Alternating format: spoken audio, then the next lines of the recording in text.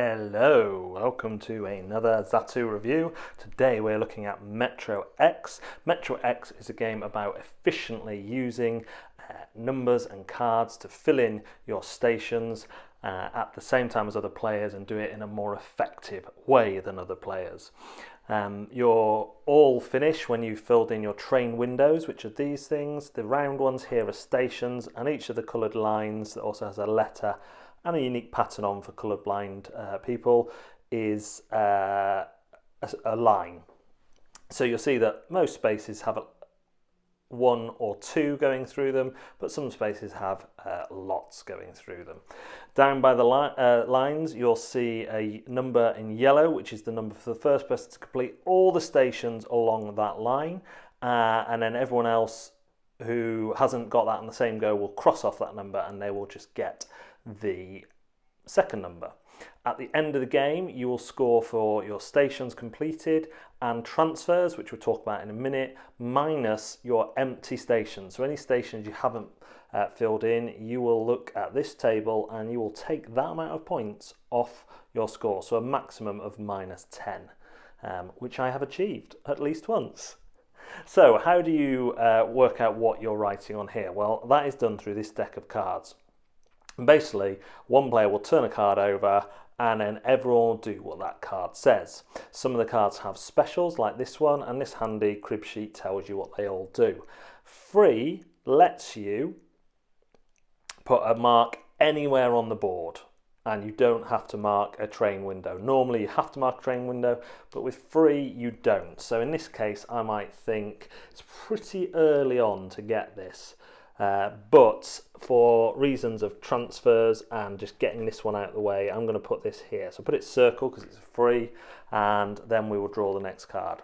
This is simply a number. When you get a number, you write it in the window and you go to the next free station on that line. So if I write a 3 here, the next free station is here, and then you cross them off 1, 2, 3.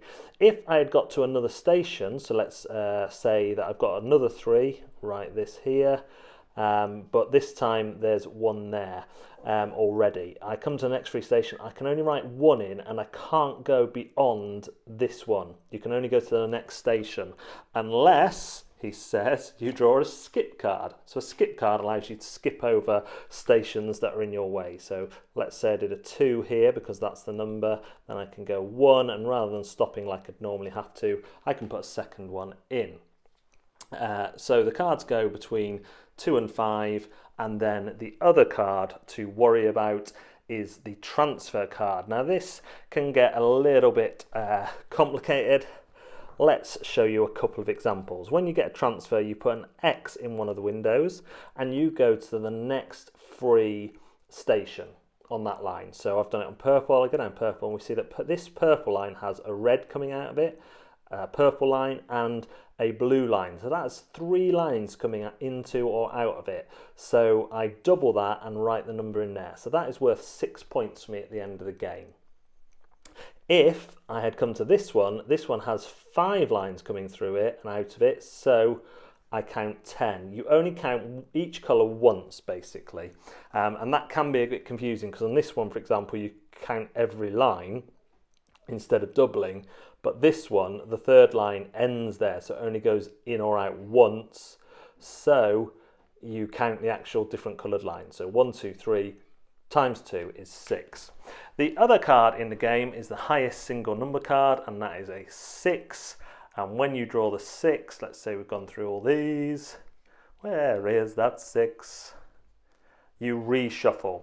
So you take all the cards in the discard pile, you shuffle them in with all the other cards, and you start drawing again.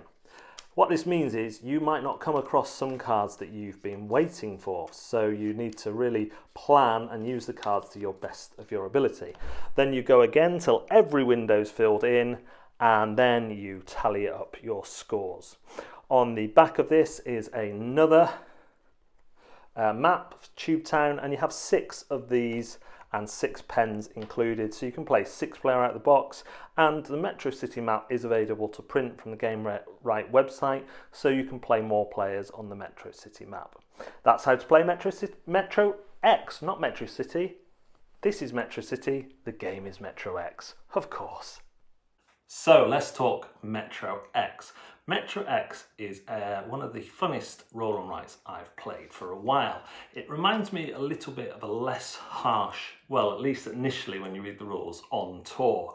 On Tour I played on the app, and it was one of those games that really frustrated me, but I kept on coming back to for the challenge. And Metro X is a little bit like that. You've got a lot of luck to contend with that deck of cards, but then it's a small deck of cards, so you can kind of play the odds a little bit. You can risk it for one of the special powers, or you can play it as safe as possible and try and complete all your lines. I find it quite compelling. It's one I've played a bit solo as well, with that small change in the rules where you basically don't have any second place for any of the lines, and I really enjoy it. Yes, the game does vary from game to game with the look of the draw, but it's not just about the look of the draw, it's about the efficiency of how you use those draws. And I really like games where every player is given the same tools, but you have to see who uses them more efficiently. It's a game where your first play will be probably your worst, unless you start trying to do things too ahead of yourself. So you'll start and you'll think, oh, this seems easy enough, and then you'll realise that to get the really big points, to get those transfers in, takes a lot of careful planning.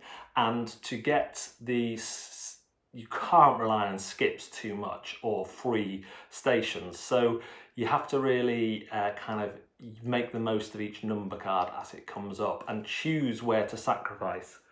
And which lines you're perhaps going to sacrifice and just stick numbers in, because they will complete some of the other lines for you without having to use the full windows, and then you have spare windows to stick other numbers in.